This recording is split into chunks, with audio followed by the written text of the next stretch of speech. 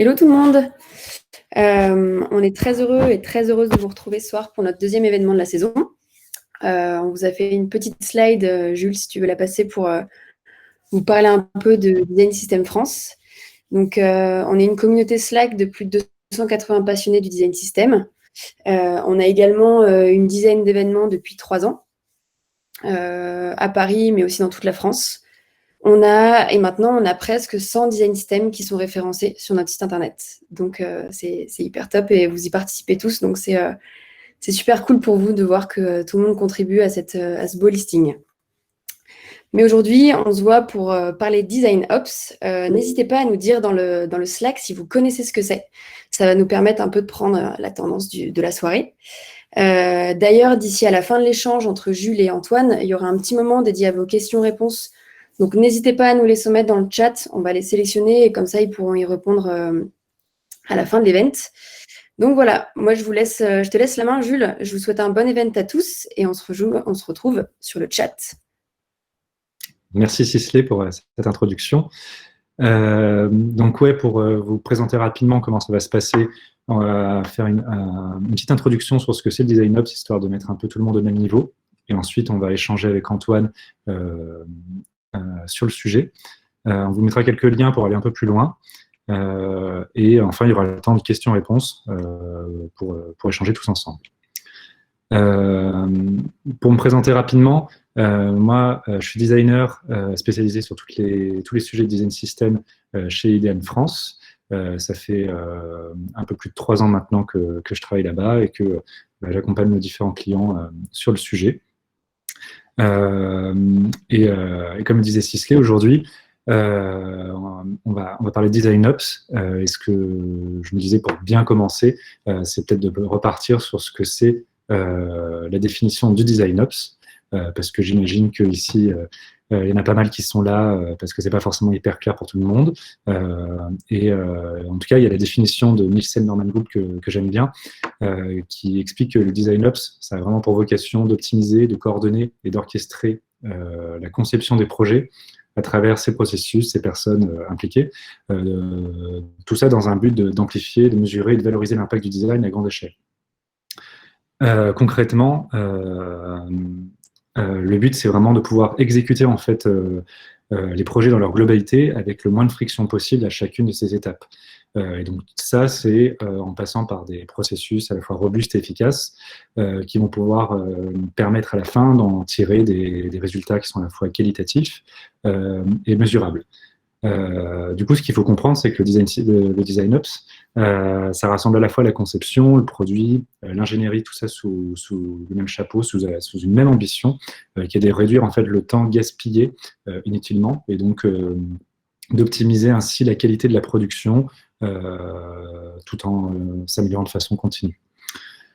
Et si on se focalise un tout petit peu sur l'origine du terme Design Ops, c'est littéralement la fusion des termes design et opération. Et je pense que ça a échappé à personne, que ça évoque très fortement un équivalent technique, le DevOps, donc chez nos amis les développeurs. L'origine même en fait du terme Design Ops, on arrive à la tracer un peu dans des premiers articles autour de 2015, mais ça prend vraiment son essor autour de 2018. Pour 2 raisons principales. Déjà, parce que TechRadar, en fait, le référence fin 2017, mais aussi et surtout, je pense, parce que en juin 2018, InVision sort un livre à ce sujet qui s'appelle Design Ops Handbook. Et je pense que c'est ce qui permet vraiment de déployer en fait le terme, de le populariser et surtout de le faire adopter par la communauté.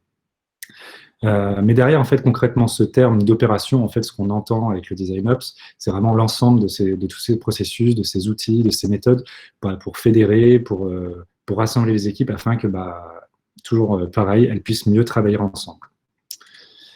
Ce qu'on pourrait se demander, c'est pourquoi, en fait, on parle autant de Design Ops aujourd'hui, pourquoi ça intervient que maintenant. Mais c'est finalement assez logique que le terme Design Ops, que le métier, que les équipes de Design Ops interviennent aujourd'hui et pas forcément plus tôt, parce que le contexte fait que c'est le moment le plus propice, parce que le design n'a jamais eu autant d'importance qu'aujourd'hui. pour plusieurs raisons. Déjà, au niveau stratégique ou au niveau numérique, son impact n'a jamais été aussi fort. D'une part, numériquement, on a plein d'équipes on le voit, les équipes grandissent, on internalise de plus en plus les ressources au sein des organisations. Stratégiquement, la place du design, elle est vraiment importante au niveau des directions dans les décisions stratégiques. Et puis, de l'autre côté, il y a aussi les outils qui n'ont jamais été aussi forts, qui n'ont jamais été aussi nombreux et qui n'ont jamais surtout aussi bien répondu en fait aux outils et aux besoins et aux demandes des designers pour travailler aujourd'hui. Et puis en parallèle, il y a aussi tout l'essor du développement agile qui a nécessité une forte intégration entre le design et la technologie. Et puis il y a des vraies attentes avec toutes ces contraintes de proposer un design à grande échelle pour pouvoir toujours répondre à ces enjeux de cohérence et d'optimisation de projets qui sont toujours de plus en plus complexes. Tout ce contexte fait que le DesignOps, en fait, il intervient assez naturellement en réponse à tous ces changements pour pouvoir justement mieux s'implanter, mieux se déployer, mieux s'intégrer et être évangélisé au sein même de ces organisations. Et le dernier point de pourquoi en fait on aborde ce sujet de DesignOps dans cette communauté Design System France, c'est parce que c'est deux termes différents, mais en même temps c'est deux termes qui se ressemblent énormément. Design System et Design Ops. Vous allez le voir, je pense, au fur et à mesure de ce meet-up, mais il y a pas mal de points communs sur leur philosophie, sur la façon d'appréhender certaines problématiques ou quoi. Mais en même temps, c'est intéressant de les distinguer parce que si le design system, lui, cherche plutôt à résoudre vraiment des problèmes techniques au sein des projets, le design ops, ça a plutôt vraiment un rôle de résoudre, enfin, ça a plutôt une vocation à résoudre des problématiques d'ordre culturel en fait au sein d'une organisation. Néanmoins, en fait, on voit quand même qu'il y a des parallèles qui se font entre ces deux termes, parce que le design system, vraiment, à travers tout ce que ça implique, que ce soit les librairies de composants, la documentation, le partage, etc., il y a une vraie volonté de faciliter en fait la cohérence, la réduction des coûts et l'optimisation du travail sur les équipes et les projets. Mais même si le design ops, bien sûr, ça englobe en fait tout ça, on peut pas le limiter en fait à on peut pas limiter le design ops à juste ce que fait un design system, parce que si le design system lui cherche en fait à rationaliser le travail des équipes au sein de la conception, le design ops va plutôt essayer de se concentrer en fait sur le lien en fait entre ces équipes. Et je trouve que ce schéma, en fait, il illustre assez bien ce que j'essaie de vous expliquer, où le design ops, en fait, vient vraiment faire le lien, l'interface, le pont, comme vous voulez, entre justement ces différentes équipes, que ça soit aussi bien au niveau des designers, des développeurs ou du pilotage. Et le design system est une de ces briques, un des outils pour le design ops, pour pouvoir lui permettre d'arriver à mettre en place, en fait, sa stratégie. Mais du coup, pour conclure un peu là-dessus, même si c'est vrai que c'est la nature en fait du design ops, c'est vraiment une forme de culture finalement, on pourrait naturellement penser, ou enfin, en tout cas, il serait compréhensible de considérer le design system finalement comme une des fondations finalement du design ops. Voilà, après cette rapide introduction, je passe la main à Antoine pour te présenter. Bonsoir tout le monde. Donc, je suis Antoine Rigaudias, je suis designer chez Amont Sport Organisation, qui est une société d'événementiel sportif. Je suis designer depuis 20 ans et le design ops est un sujet qui est pour moi fondamental, puisque la vocation du designer, c'est surtout de questionner et de remettre en question ce qui est établi ou figé, et ça concerne aussi notre pratique de designer. Voilà, c'est comment on peut venir questionner ce qu'on fait, qui on est, comment on le fait. Et le design ops, pour moi, est un outil formidable pour toutes les entreprises qui ont des pôles de design et des designers en leur sein. Très bien.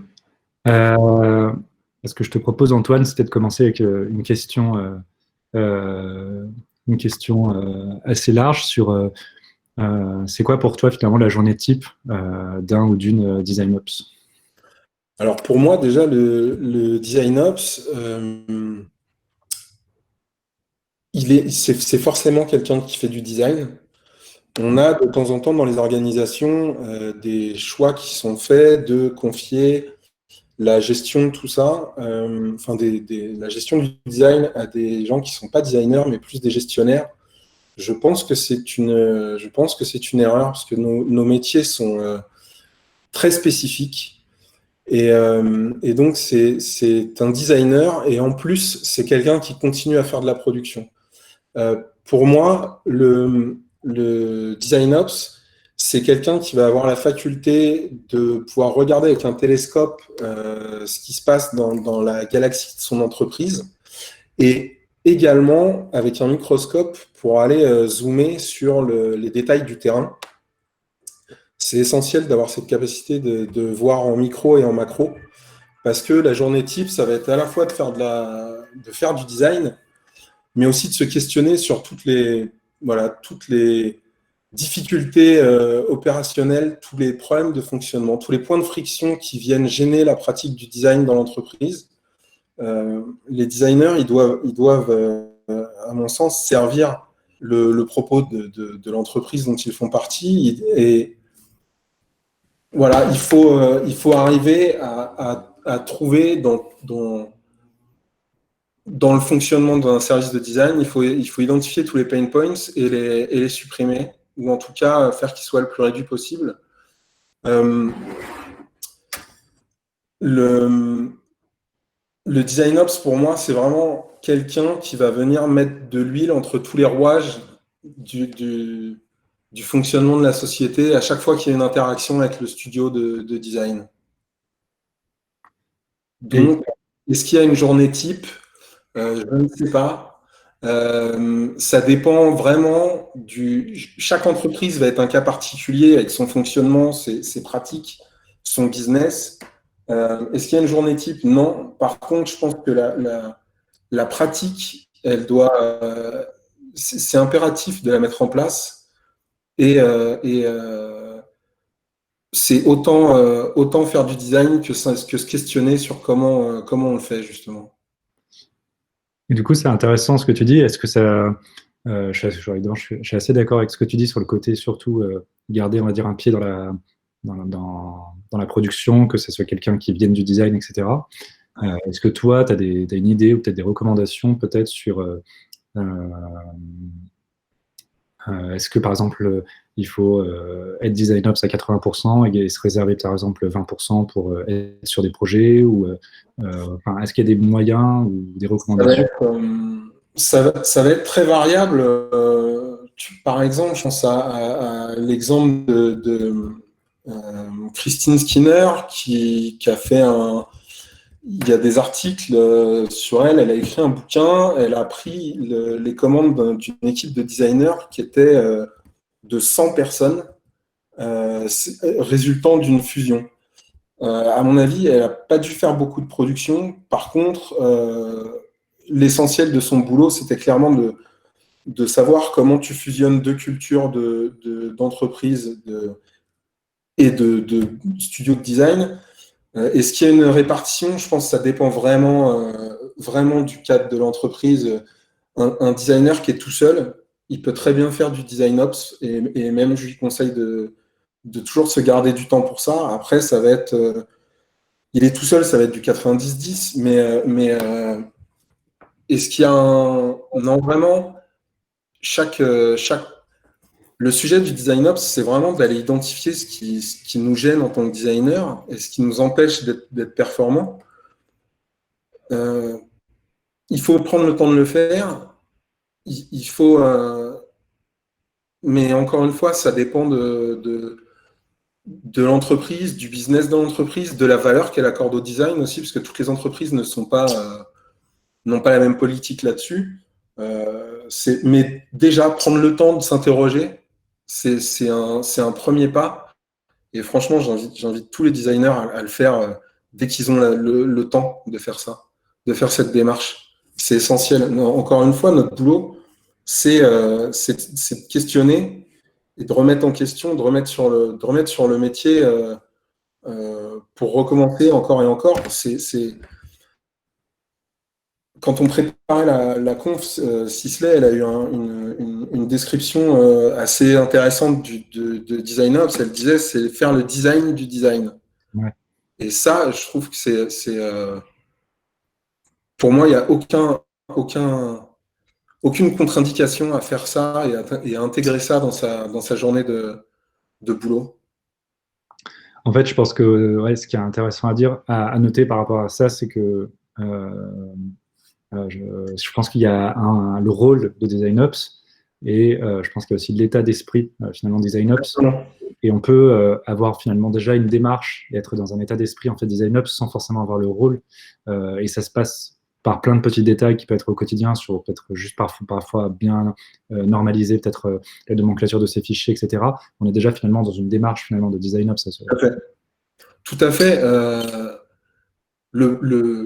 Un des soucis du sujet DesignOps, c'est que la fonction est assez floue. L'appellation est nouvelle, mais la pratique, finalement, on va rencontrer plein de designers ou de lead ou de head-off qui vont te dire, mais moi, ça, l'inventaire des missions, je le fais déjà. Donc, est-ce que je suis déjà un DesignOps ou c'est vraiment ce qui compte, c'est l'état d'esprit et c'est de le mettre en pratique. Derrière, est-ce que c'est une ou plusieurs personnes? Est-ce qu'il y a vraiment un titre de DesignOps ou pas? Je pense que c'est des questions qui sont... ouais, c'est propre à chaque entreprise. Encore une fois, ça va dépendre de son organisation c'est pas important. Ce qu'il faut vraiment prendre en considération, c'est de le faire, c'est de choisir les bonnes méthodes pour le faire. Tout à l'heure, on a parlé de design system. Le design system, c'est un super outil. C'est pareil, moi, je pense que chaque entreprise devrait s'y atteler, quel que soit le business derrière. Mais c'est un super outil de design ops, justement. Mais ça reste un outil. Il reste en ligne une annonce de job pour Spotify qui date de 2016. Quand on regarde la description du poste, ça reprend exactement le design ops menu de Kate Kaplan et de NNG. C'est pareil, si tu veux, on n'est pas obligé de tout faire. Dans l'entreprise, il y aura forcément des gens qui ont déjà des missions qui sont un peu à cheval sur l'une ou l'autre des thématiques. Je pense au RH, à une DSI pour ce qui concerne le matériel informatique ou quoi. Voilà, il n'y a pas de... faut pas être arbitraire sur sa pratique de design ops. Faut vraiment aller piocher dès qu'on peut, tout ce qu'on peut dedans. Il y a énormément de champs qui sont couverts par la pratique. On n'est pas obligé de tout faire tout de suite. On peut prendre les choses les unes après les autres. Encore une fois, ça dépend des frictions qu'on a identifiées. Et surtout, il faut prendre le temps de les identifier aussi, en premier lieu.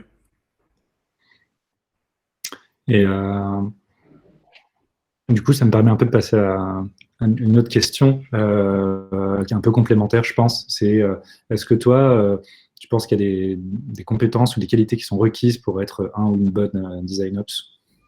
Alors, clairement, je le disais tout à l'heure, c'est d'être designer parce que notre boulot, il est très connu, mais en même temps, il est méconnu parce que les gens qui sont pas du métier peuvent très facilement en avoir une idée qui ne colle pas tout à fait à la réalité. Exemple, on est toujours aujourd'hui en tant que designer en train de, par exemple, justifier que le design, c'est pas juste rendre beau les choses. Voilà, ça fait partie des pièges enfin des pièges, des idées reçues sur notre boulot. Donc, et surtout, il faut en connaître le détail il ne s'agit pas d'avoir juste la recette, c'est-à-dire qu'il faut, il faut savoir identifier tout ce qui ne va pas marcher. Et pour ça, être designer, c'est quand même un prérequis qui, à mon avis, est essentiel. Après, les compétences et qualités, forcément, l'empathie et une capacité à communiquer supérieure à la moyenne, parce que quand on fait du design ops, et je pense à toutes les sociétés où ça va devenir un poste en tant que tel, il va falloir être capable d'aller se frotter à des décideurs et de leur justifier que telle ou telle organisation, ou telle pratique, ou telle façon de faire est préférable à celle qui existait déjà ou à une autre. Donc, il faut être capable d'être force de persuasion. Derrière, j'aime pas ce mot-là, mais il faut être un peu gestionnaire quand même. Il faut avoir une capacité d'organisation aussi, et de prise de recul, parce que c'est plus faire du design, c'est aussi prendre de la hauteur sur notre pratique, être capable d'avoir une vision large, d'avoir une vision qui englobe le design avec le reste, entre guillemets, de l'entreprise. Il faut avoir cette capacité à passer de macro à micro. Non, c'est les qualités qui me viennent à l'esprit tout de suite. Ça rejoint celle du designer, hein, mais ouais, pour l'instant, j'irai là-dessus. Avec peut-être la partie gestionnaire en plus, finalement, quoi. Mais en même temps, j'aime pas ce mot parce que c'est justement le fait d'avoir parfois confié les rênes du design à des gestionnaires a amené voilà, des mauvaises pratiques ou que l'entreprise prenne, si tu veux, des points de mesure qui ne sont pas appropriés pour le design. On Ouais. on peut pas résumer je sais pas, en nombre d'assets produits, par exemple. C'est pas c'est pas comme ça c'est pas des mesures qui sont appropriées. Et justement, un designer pourra imaginer d'autres KPI plus appropriés. Ouais, je vois. Et, je pense que c'est intéressant parce que justement cet aspect un peu gestionnaire, ça fait un peu le lien avec une autre question, je pense, qui peut revenir assez souvent et qui est pertinente. C'est finalement qu'est-ce qui distingue aujourd'hui un head of design ou un directeur du design, peu importe, et un design ops. Pour moi, un head of design, c'est un design ops qui s'ignore ou qui n'a pas commenté. Maintenant, c'est vrai que comme je te disais, est-ce que c'est vraiment une fonction? Je ne sais pas. Il y a, il y a, il y a des exemples, je crois que c'est Atlassian, il me semble, de boîtes qui ont confié cette pratique du design ops à plusieurs personnes. Je pense que encore une fois, ça dépend vraiment du contexte de l'entreprise. Pour moi, il n'y a pas de différence ni de contre-indication à ce qu'un head of design soit aussi design ops ou fasse du design ops. Encore une fois, si on distingue le poste et la pratique. Mais pour moi, faire du design ops, c'est pas, ça s'adresse pas uniquement, si tu veux, à un responsable de service. Je pense que ça doit être co-construit, ça doit être fait en collaboration dans un service de design, et du coup, chaque collaborateur a vocation à participer. Ça, c'est ultra important. Après, qu'il y ait quelqu'un qui soit gestionnaire de la collaboration, oui, mais pas forcément. Encore une fois, ça dépend de l'entreprise, des pratiques qu'elle a déjà mis en place. Non, pour moi, il n'y a pas de différence. C'est juste que l'un des deux a ajouté une corde en plus à son arc. Ah, c'est intéressant parce que moi, je pense que je pourrais voir une différence justement entre les deux. mais c'est complètement discutable. Mais en fait, je vois, enfin pour moi justement, j'imagine que évidemment c'est lié à chaque organisation, en effet, chaque entreprise est différente, mais le rôle des design ops en fait peut avoir du sens justement pour décharger un head of design sur justement toutes les tâches de design ops qu'il fait et qui sont pas forcément on va dire son cœur de métier, qui va peut-être être plus sur la stratégie, sur la vision, etc., qui doit embarquer au sein de l'organisation. Et toutes les tâches, on va dire, annexes, design ops qu'il peut faire, peuvent être déchargées finalement par un rôle ou un métier à part entière. Mais je ne sais pas ce que tu en penses. Si, mais si tu veux, ça suppose que, pour moi, c'est déjà quand tu as une équipe qui est numériquement conséquente. Ouais. C'est pour des boîtes qui sont déjà passées à une échelle supérieure dans le design. Oui. Après, c'est ce qu'on disait tout à l'heure. Est-ce que c'est une personne? Est-ce que c'est plusieurs? Est-ce que c'est forcément quelqu'un qui est manager? Ouais, c'est clair, bien sûr. Il s'agit vraiment de questionner et de prendre de la hauteur sur ce sujet. Je pense que les rôles peuvent être fusionnés chez une seule personne. Enfin, vraiment, moi, je pense que tout est... à partir du moment, si tu veux, où le but, ça va être de rechercher vraiment ce qu'il y a de mieux pour les designers et pour l'entreprise. Tous les cas de figure peuvent être...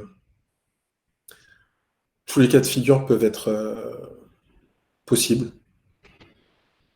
Je pense en effet qu'il y a l'aspect un peu numérique. En effet, je pense que plus une entreprise, on va dire, a beaucoup d'équipes, plus peut-être le rôle des design ops peut se... Si on s'intéresse à l'exemple de Christine Skinner, elle a, avec une équipe de 100 personnes, elle a mis en place, c'était une équipe dédiée à ça, de plusieurs personnes, par exemple. Mais on va trouver aussi d'autres cas de figure de gens qui étaient à la fois head of, à la fois design ops, et dans une équipe toute petite, ouais. Ok, très bien. Et est-ce que du coup, finalement, ça ne peut pas être un peu des fois perçu comme un luxe, le design ops, qui n'est pas forcément du coup destiné à toutes les organisations? Parce que finalement, c'est pas... Ouais, c'est... Ouais, une forme... Alors là, pour le coup, je vais être plus catégorique. Pour moi, c'est vraiment pas un luxe, c'est une nécessité. Quelque part, j'envie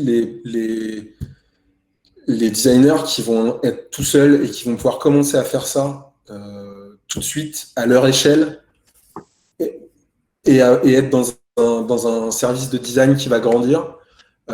C'est peut-être plus compliqué pour les organisations qui sont plus importantes parce qu'il va falloir faire naître des consensus au sein d'un nombre de personnes plus conséquentes. Mais après, voilà, c'est toujours d'aller voir les défauts d'organisation et essayer de les corriger, ou en tout cas de les atténuer. Donc, c'est vraiment pas un luxe. Enfin, le parallèle avec le design system, il est vraiment clair, c'est que l'un comme l'autre, tu supprimes de la pénibilité et t'introduis de la facilité et de l'amélioration. Donc pour moi, c'est vraiment pas un luxe et toutes les boîtes peuvent s'y mettre. Et ça, je dirais, quel que soit le secteur, l'industrie, l'organisation et la culture existante dans l'entreprise, vraiment, il y a pour moi, il n'y a aucun frein. Donc c'est vraiment pas un luxe.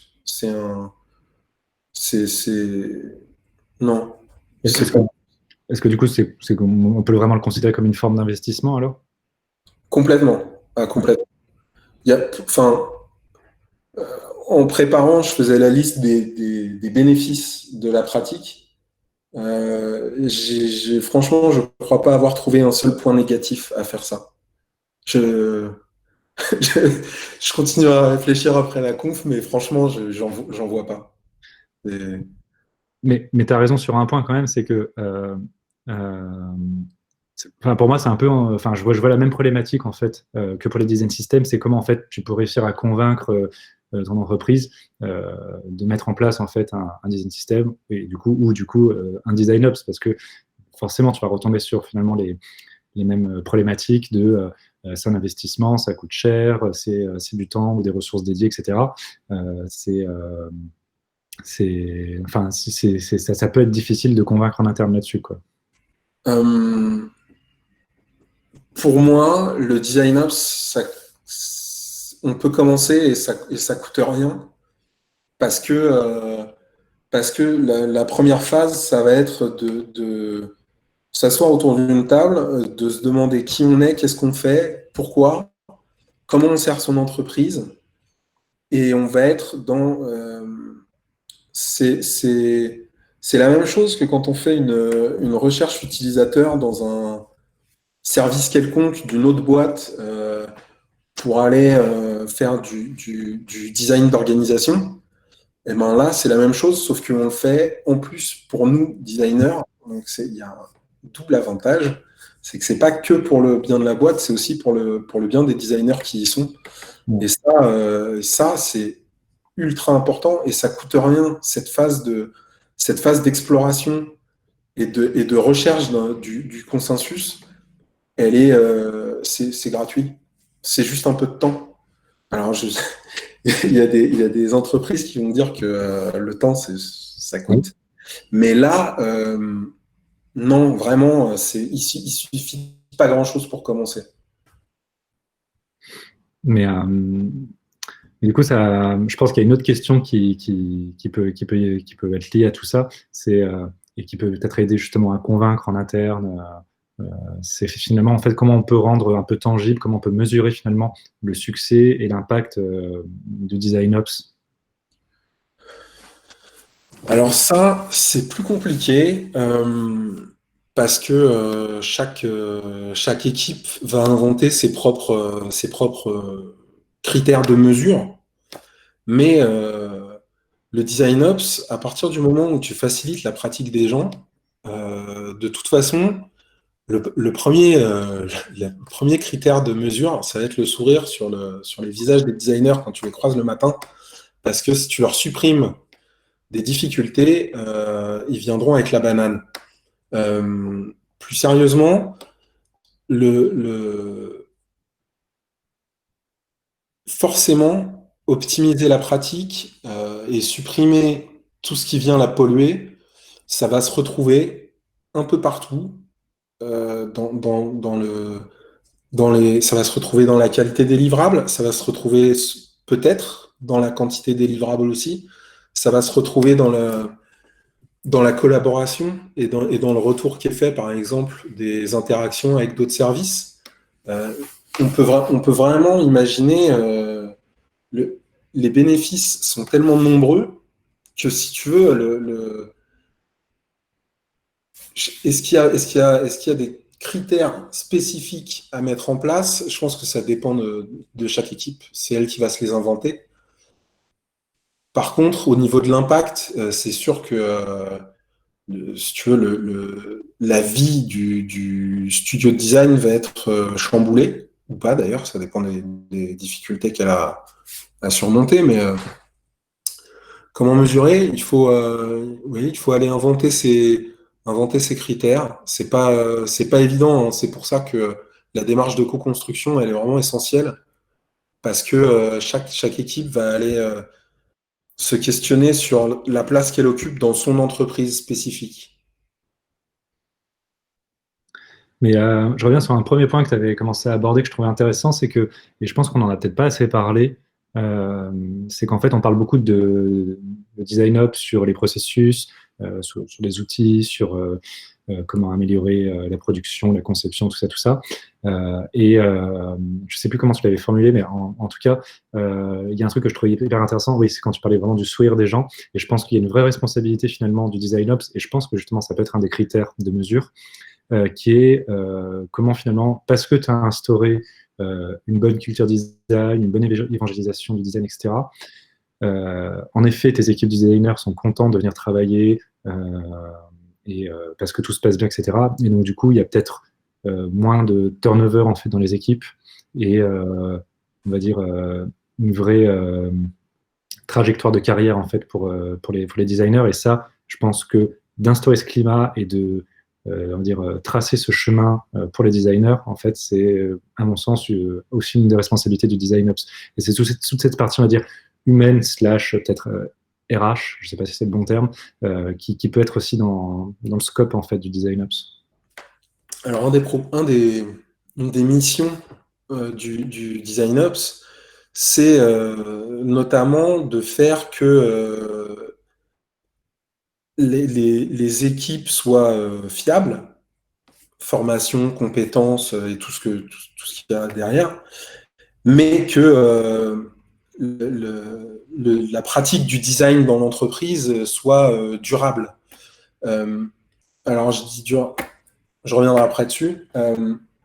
Donc, si tu veux, c'est comme tu le disais, c'est aussi de faciliter et de pérenniser les choses. Mm. Sauf que,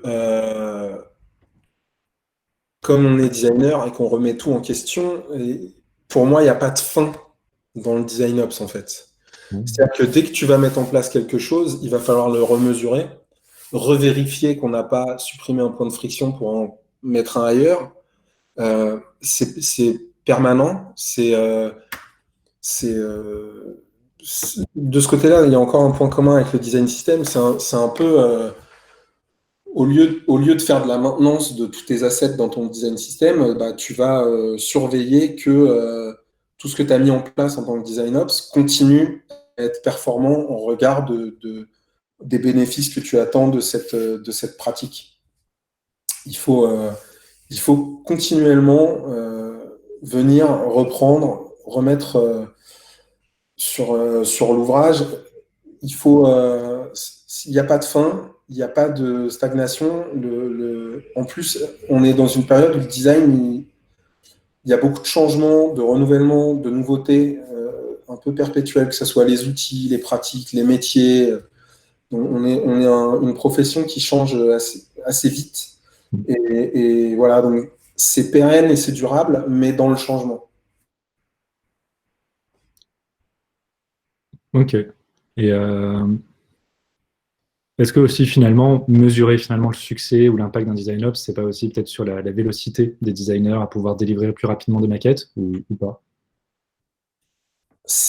Alors c'est un peu réducteur parce que tu vois, on tombe dans le quantitatif que j'aime pas, mais oui, ça peut aussi. Enfin, je veux dire, il y a des, on est aussi en recherche d'efficacité quand même. Enfin, le but, c'est pas juste d'être heureux, hein, c'est quand même de livrer, mais si c'est plus facile, si les outils sont meilleurs, si les designers ont monté en compétences, forcément derrière, tu te retrouves avec une production avec des temps diminués, une efficacité accrue, éventuellement une qualité améliorée de cette prod. Et même, je le souhaite, parce que c'est quand même un des bénéfices qu'il faut viser. Euh, c'est c'est un critère de mesure, mais ça ne doit pas être le critère de mesure. Ouais, bien sûr, bien sûr. Parce que sinon, tu retombes dans la gestion comptable du design dans la boîte, Ouais, ce qui est pas intéressant et surtout qui est inapproprié. je comprends. Ouais. Et on parle peut-être beaucoup de designers finalement dans tout ça et que justement comment mesurer en fait le design ops. Enfin, ouais, enfin, juste pour pas le réduire finalement aux designers, moi je pense aussi que en fait on peut mesurer aussi finalement le succès et l'impact que peut avoir un design ops si finalement le design d'une manière générale il est bien compris, il a été bien évangélisé au sein de toute l'organisation, et donc du coup pas que chez les designers, mais aussi chez les développeurs, chez des PO, chez les acteurs d'une organisation. Et ça, peut-être que ça peut être finalement un des moyens de mesurer. C'est évidemment aussi un des critères. C'est-à-dire, faut pas être auto-centré sur sa pratique de design ops. Et effectivement, il n'y a pas que les designers qui comptent dans l'histoire, c'est aussi il faut voir chaque composante de l'entreprise comme les rouages d'un mécanisme. Et le design ops, c'est d'aller huiler tous les rouages et pas juste celui du design qui nous intéresse. Mais effectivement, par exemple, si on prend le sujet RH, recrutement, faire du design ops, ça va être aussi d'aller faciliter le recrutement des designers pour les gens qui sont au RH et qui, par exemple, reçoivent des CV, les trient, éventuellement font des recommandations à un head of design sur tel ou tel profil. Ça va aussi être ça, c'est-à-dire que ces gens-là aussi vont être quelque part Touché. Ouais, pour eux aussi, les choses vont s'améliorer. Donc, c'est pas. Si tu veux, quand tu viens supprimer un point de friction entre les designers et d'autres gens, tu fais de l'amélioration pour les deux. Pas que pour les designers, effectivement. Très bien. Et la dernière question un peu ouverte, justement, c'est quoi un peu pour toi l'évolution, l'avenir du rôle de design ops, de DevOps? Quelles évolutions? Alors déjà, est-ce que ça peut devenir un poste à part entière? Oui, c'est déjà en train de se passer. Est-ce que ça va se pérenniser? Je pense. Est-ce que des entreprises vont vouloir s'y mettre? Oui. Est-ce qu'il va y avoir des évolutions? Je ne sais pas. Aujourd'hui, répondre à la question, parce que le design ops, si tu veux, si je schématise un peu je vulgarise, c'est que tu vas un peu toucher à tout dans l'entreprise quand même. C'est pas que tu vas empiéter sur ce fond d'autres gens, mais tu viens un peu toucher à tout de manière très large. Donc, il faut trouver un juste milieu faut trouver où positionner le curseur pour pas créer de nouvelles frictions avec les autres composantes de l'entreprise. Est-ce que le champ d'application va être réduit, par exemple? Je ne sais pas. Moi, ce que j'ai peur, c'est qu'on tombe dans la spécialisation, comme ça peut être le cas en ce moment, par exemple, pour les designers. On va vers l'ultra spécialisation avec des gens un peu assimilés, catégorisés assez dans un cadre un peu étriqué. Je sais pas. Mais en tout cas, si tu veux, déjà le fait que de plus en plus de boîtes s'y mettent et que de plus en plus de designers s'y intéressent, pour moi, ça serait déjà une belle évolution à court terme. Puis après, à moyen ou long terme, on verra. Ok, très bien. Je pense que ça va susciter pas mal de questions. Pour aller un peu plus loin sur le sujet, il y a pas mal d'articles en fait déjà qui existent. On vous a listé, on a fait une petite sélection sur les articles qu'on trouvait pertinents. La présentation sera partagée, donc vous aurez accès à tout ça. Merci déjà Antoine pour toutes ces réponses. Je suppose qu'il y a déjà quelques questions dans le chat qui ont pu émerger. Donc je propose peut-être d'y répondre. Sisley, je ne sais pas si tu veux reprendre la main.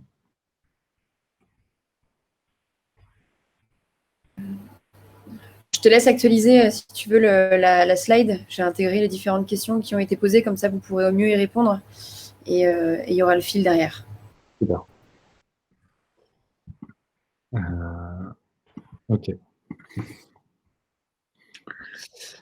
Donc c'est bien ça la première question. Ouais. Super. Du coup, le design ops participe-t-il à la conception du design system, notamment sur la documentation des principes de design et des valeurs de boîte? Tu veux y répondre, Antoine? Alors, écoute, je pense que tu peux donner ton avis aussi. Moi, je pense que oui, totalement. Pour moi, un design system, c'est un outil de design ops. Si, ouais, c'est un outil de DesignOps, vraiment. C'est même, je pense, le plus significatif dans la pratique de voilà d'aller faciliter c'est un excellent outil. Ouais, je suis d'accord. Bon, je te rejoins. Je pense que de toute façon, il n'y a pas. Enfin, je pense que la réponse, elle est assez évidente. Bien sûr que le DesignOps participe à la conception du design system. Je pense que c'est une de ses missions principales, en tout cas. C'est pas la seule, bien sûr, mais je pense que, comme dit Antoine et comme il l'a très bien expliqué, c'est un des outils les plus forts, les plus stratégiques et tout. Donc, ça fait partie, on va dire, du rôle du DesignOps de bien concevoir le design system, quoi.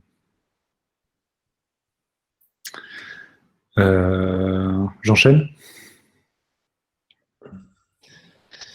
Est-ce que vous pouvez nous parler un peu plus du rôle de la culture d'entreprise dans le rôle de DesignOps? Ouais, je pense que c'est la question. C'est vrai qu'on est allé assez vite, mais le DesignOps, pour moi, il a vraiment vocation à venir transformer justement l'entreprise sur ce sujet de culture d'entreprise. Tout- Toutes les boîtes ne sont pas construites pareil. Le design, c'est vrai que c'est à la mode depuis quelques années et surtout mieux considéré, mais il faut effectivement aller évangéliser bien au-delà de son périmètre. Et c'est un changement de la culture de l'entreprise, clairement. Après, est-ce que la culture de l'entreprise a un rôle dans le design ops?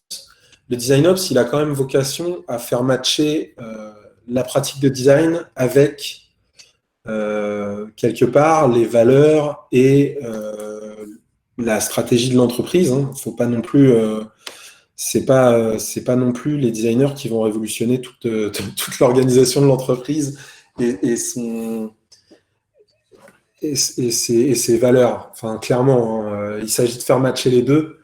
Et il y en a quand même un qui est subordonné à l'autre. Évidemment, la culture de l'entreprise, elle est primordiale.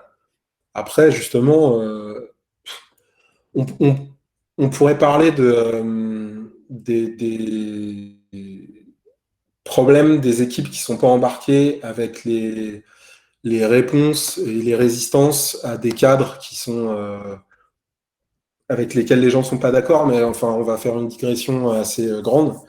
Mais justement, ça vient lutter contre le design ops, il va lutter contre les trois réponses négatives à un cadre qui ne convient pas, c'est-à-dire la subordination, la personnalisation et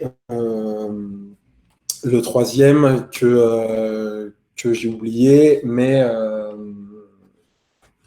enfin, voilà, c'est trop volumineux, mais clairement, la culture d'entreprise, elle va influencer la pratique de design ops, ça c'est sûr. Après, pour compléter, je ne sais pas si c'était un peu ça aussi le sens de la question, mais je pense que clairement, si une entreprise en fait euh, euh, veut mettre en place en fait du design ops au sein de son organisation, c'est que déjà, je pense qu'il y a une démarche de la part de l'entreprise qui est déjà plutôt positive, de vouloir instaurer une culture design en fait au sein de son organisation. Donc c'est plutôt, on va dire, bon signe. Et je rejoins un peu ce que dit Antoine sur le fait que je pense que ça se répond, c'est-à-dire que le design up, c'est aussi au service finalement de la stratégie, de la vision et de la culture de cette entreprise, mais euh, j'ose imaginer que si l'entreprise en fait met le design ops en place, c'est peut-être aussi qu'elle est ouverte à être challengée et que le design ops peut, on va dire, ouais, influencer cette culture d'entreprise si c'est nécessaire, quoi. Euh, je vais ajouter un truc. C'est un avis personnel, hein, mais je pense que des designers, des designers peuvent se questionner sur leur pratique et commencer à réfléchir à la pratique de design ops, même sans que ce soit une volonté de l'entreprise. Encore une fois, il s'agit que d'apporter des bénéfices. Il y a des choses qui peuvent être commencées juste dans le cadre du service et pas forcément. Faut pas forcément attendre que ça coule d'en haut, quoi. C'est important, je pense. On n'a pas. Mm. Les designers, on a aussi cette capacité à pas toujours à pas toujours respecter le cadre. Et voilà, dans notre attitude de questionnement, de remise en question, il faut pas hésiter, voilà, à pas attendre que ça arrive. Très bien. J'enchaîne. Ouais. Ne pensez-vous pas que, à l'instar d'un Scrum Master, un Design Ops full-time qui ne fait pas de prod aura plus d'impact, être plus en mesure d'avoir la vue micro, macro, aura davantage le temps de diagnostiquer, agir, notamment avec l'IT? Bah, enfin, je suis pas hyper convaincu. Enfin, j'imagine que c'est quand on parlait un peu de est-ce que, que le Design Ops doit avoir gardé un pied dans la prod, que est-ce qu'il faut qu'il soit dans les projets, tout ça, tout ça. En fait, je pense que tu me contrediras, Antoine, si tu n'es pas d'accord, bien sûr, mais si le Design Ops, en fait, il est plus ancré à la réalité des outils, du marché, du métier finalement même de designer, il pourra plus faire correctement son métier. Donc, ça me paraît difficile, en fait, qu'on le détache finalement de la réalité du terrain d'une certaine façon, quoi. Bah, je te rejoins complètement sur ça, c'est-à-dire qu'on va se transformer, si on fait ça, on transforme quelque part un designer en gestionnaire, et si dans un premier temps, il aura encore le souvenir des outils, des pratiques, des assets, voilà, des réalités du terrain, métier, micro, à un moment, il y aura de la déconnexion, Ouais. et c'est ça qui crée des problèmes. Donc, un design ops full-time, non, je suis pas convaincu. Ou en tout cas, c'est peut-être justement là que ça commence à être un moins bon Design Ops. Enfin, en tout cas, il commencera à devenir moins bon, quoi. Ouais. Ouais. Après, je pense que des entreprises qui ont un nombre de designers conséquent pourraient être tentées, justement, de détacher quelqu'un et de dire tu vas faire ça en full-time. Et je suis pas certain que ce soit le bon moyen. Il vaudra mieux le couper en deux à ce moment-là, entre deux personnes. Peut-être, ouais, en effet, c'est peut-être plus une équipe qui va permettre d'avoir cette flexibilité, ouais. Ok. Dans une très grande entreprise, jusqu'à où s'étend le périmètre du Design Ops? Est-ce que ça englobe le design de toutes les entités? Est-ce qu'il pourrait y avoir des designers Ops en cascade? Ouais. Est-ce que ça englobe le design de toutes les entités totalement? Pour commencer à découper le design en catégories, en spécificité, spécialité et autres, j'y crois pas. Ça ferait que compliquer les choses. Est-ce qu'il pourrait y avoir des designers ops en cascade? Oui. Encore une fois, les champs qui sont couverts par la pratique, ils sont tellement larges et ils vont piocher dans tellement de catégories que, effectivement, dans une très grande entreprise, on aura fatalement un volume de tâches et un scope beaucoup trop large pour une seule personne. Donc oui, est-ce que chacun peut avoir un scope réduit et être associé à une autre personne? Encore une fois, oui. En cascade, si je comprends bien la question, ça serait il y aurait un head of design ops et des design ops en dessous. Enfin, ouais, là, je suis moins convaincu, mais par exemple, ça, c'est ce qu'a fait Christine Skinner chez, je sais plus, je ne me souviens plus du nom de la boîte. Mais elle a fait ça, c'est pas Cisco, je sais plus. Mais c'est ce qu'elle a fait. C'était toute une équipe avec elle au-dessus. Donc pourquoi pas, ça marche, hein. Mais je connais pas du coup ce cas, mais du coup, quoi, il y a ce système. Ouais, elle était. Je suis en train d'essayer de retrouver la référence. Elle était. C'est lors d'une fusion, elle s'est retrouvée à la tête d'une équipe de 100 designers et donc elle a fait elle a créé une équipe de design ops justement pour gérer la fusion et après. Donc, mais je retrouve pas. J'espère que je l'ai mis dans les liens. Sinon, je le mettrai en commentaire à la fin de la conf, si je le retrouve, si ça me revient. Mais en fait, et je ne sais pas si c'était l'intention de la question, mais c'est plus le terme de cascade qui me bloque un peu parce que moi, ça ne me gêne pas qu'il y ait plusieurs designers ops, si on le traduit comme ça. Mais le fait qu'en fait, on est en cascade suppose que, je ne sais pas, soit il y a un effet de hiérarchie, soit il y a un effet en tout cas.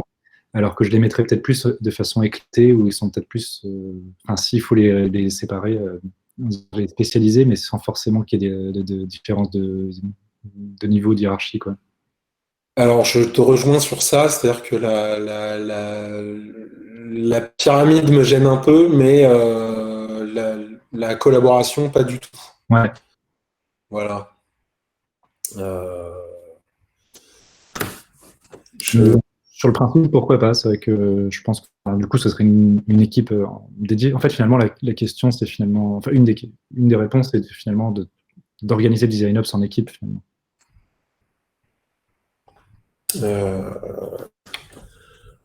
Ou pas? Non, l'article en question, il est bien dans les références. Hein. C'est l'article de John Reed que les gens pourront retrouver sur le cas Christine Skinner et la fusion. Il est très parlant en plus. Mais ok. Et est-ce qu'on a une question ensuite? Une autre question? Je crois qu'on est à la fin. On est à la fin. Ouais, Ouais, c'est ça. mais je vais rajouter quelques petites questions qu'on a eues juste après. Je me permets juste aussi de rajouter que la personne qui a posé la question précédente précise qu'elle avait parlé de cascade quand une entreprise a plusieurs industries différentes. Donc, je ne sais pas si ça peut vous permettre d'y répondre un peu mieux. Bah, mieux, je sais pas, mais en tout cas, de clarifier ma position, c'est que quand bien même les champs d'application sont différents, pour moi, il n'y a pas de. C'est pas parce que les assets ou les livrables sont différents qu'il faut séparer. Au contraire, je pense que justement, avoir une culture design globale dans l'entreprise, c'est ce qu'il y a de mieux. Oui, mais en fait, je réfléchis, c'est de trouver le bon exemple, mais je peux comprendre, enfin, si c'est pas forcément plusieurs produits, mais vraiment plusieurs entités. Tu vois, si on a un grand groupe Ouais. qui a des produits, enfin, des entités bien distinctes, je peux en effet peut-être que tes entités, que chaque entité a son propre service de design. pas de design ops, mais ouais. On pourrait regrouper, mais bon. Il ne s'agit que d'appliquer et d'aller identifier quelles sont les solutions par rapport aux frictions qu'on a identifiées. Et là, là, les outils peuvent être, s'il y en a une infinité, ça dépend de la boîte. Ouais, mais je suis assez d'accord. Je pense que ça reste sensiblement quand même les mêmes outils. Et après, ou alors des outils qui sont un peu utilisés par l'ensemble, mais enfin, par l'ensemble des acteurs des projets qui sont, on va dire, assez connus ou familiers, qui pour faciliter juste la gestion finalement de son travail au quotidien. Je pense à un Google Doc, ce genre de choses, tu vois, qui vont peut-être faciliter deux, trois trucs. Mais... Un Notion, ça peut être pas mal. Je dis pas ça parce que j'adore cet outil, mais, non, tous les outils d'aujourd'hui sont propices. Après, j'ai aussi l'exemple d'un petit studio qui s'est mis à réfléchir à comment il gère son planning, sa prod. Voilà, et au lieu d'utiliser Excel, Gantt ou que sais-je, c'est un développeur qui a bossé 2 heures pour faire un produit maison et qui remplissait totalement les fonctions qui étaient recherchées. Donc c'est ça qui est pratique avec le design ops, c'est que, comme disait Sisley, encore une fois, on fait le design de notre pratique. Donc, s'il y a un outil qui est plus adapté, on le choisit. Et s'il n'existe pas, pourquoi ne pas l'inventer? Mais en tout cas, je pense pas qu'il y a un outil ou des outils spécifiques pour le design ops, quoi. Aujourd'hui, je veux dire. Non.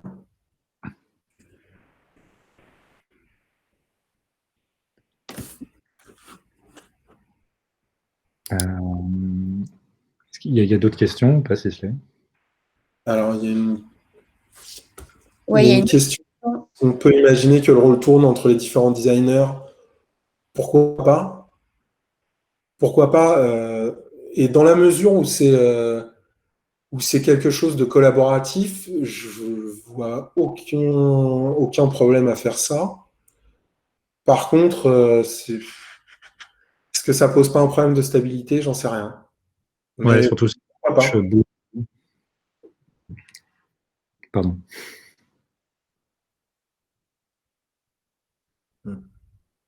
Mais en fait, on en revient un peu à l'état d'esprit finalement des design ops, quoi, à ce stade. Ouais, enfin, mais vraiment en premier lieu, avant d'être un rôle et une fonction, c'est vraiment un état d'esprit qu'il faut mettre en place. Exactement. Ça, c'est clair. On a une dernière question de Yann qui est est-ce que le design ops n'est pas finalement le garant de la vision de l'entreprise en incluant toutes les problématiques des différentes équipes pour créer un produit, d'où le lien très fort avec le design system qui a aussi cette problématique. Alors, si, on l'a peut-être pas assez dit, mais il est évident que le design ops, il vient faciliter et améliorer le design dans l'entreprise, mais c'est toujours subordonné à l'entreprise, ses valeurs, sa vision, son business. Enfin, faut pas oublier que le designer est quand même au service de l'entreprise et pas l'inverse, hein. Donc voilà, ça c'est fondamental. C'est vrai on l'a juste effleuré, mais c'est vraiment aligner le design avec l'entreprise. Ça c'est clair. Ouais, non, je suis assez d'accord. Je suis pas sûr d'avoir grand-chose de plus à dire en fait par rapport à ça. Je réfléchis, mais après, enfin, si peut-être juste pour compléter, j'en reviens un peu à finalement la distinction entre design ops et head of design. Je pense qu'en effet, design ops en fait porte la vision de l'entreprise et tout, mais pas forcément tout seul. Et je pense que justement, il y a un vrai travail, encore une fois, très collaboratif entre le design ops et peut-être la direction d'une manière générale, pas forcément que le head of design, mais comment finalement, je pense qu'il y a une vraie responsabilité, un vrai rôle à justement faire ce lien avec la direction et les autres équipes produits peut-être pour justement bien porter cette vision d'une certaine façon. Donc oui, bien sûr que il est garant de la vision, mais enfin, je sais pas si, enfin, faut le limiter. Enfin, faut pas que ça soit réducteur au point de dire que c'est lui qui définit cette vision, quoi. Euh,